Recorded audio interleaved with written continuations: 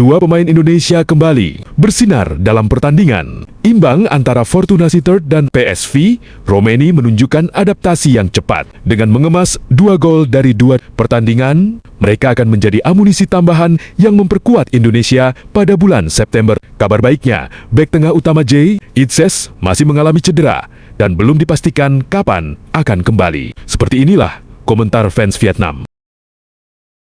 Semoga generasi penerus Vietnam dapat berkarir di luar negeri. Persentase generasi penerus yang berkarir di luar negeri tinggi untuk Hoang Duc dan Dinh Bach. Sedangkan untuk Hoang Dong dan Tien Long tergolong rendah. Maksudnya adalah generasi setelahnya, yaitu angkatan sekitar kelahiran tahun 2007. Sementara itu untuk Dinh Bach, peluang untuk berkarir di luar negeri saat ini sudah tidak memungkinkan lagi. Semuanya hanya pergi ke Belanda untuk menjadi pemain cadangan dan pengangkut air. Hanya bisa membanggakan diri di dalam negeri. Itses mengalami cedera yang lumayan parah. Tidak diketahui apakah ia dapat pulih kembali atau tidak. Ia mengalami cedera kaki sejak pertandingan melawan Milan 3 Mei.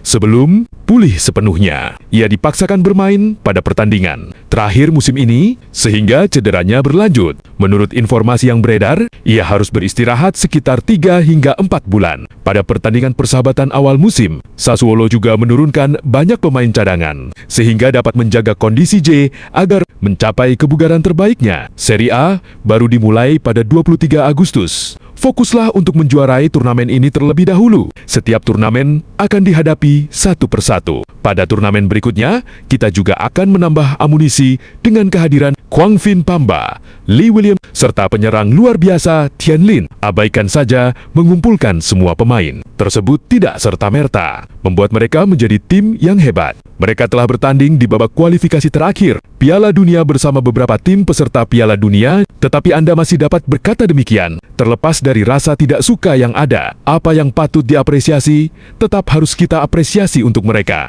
Meskipun tidak dapat dikatakan luar biasa hebat, mereka tetaplah tim Asia Tenggara yang meraih poin tertinggi di kualifikasi Piala Dunia, yakni 12 poin. Tanpa adanya kapasitas yang memadai, kecil kemungkinan mereka dapat mengalahkan Arab Saudi.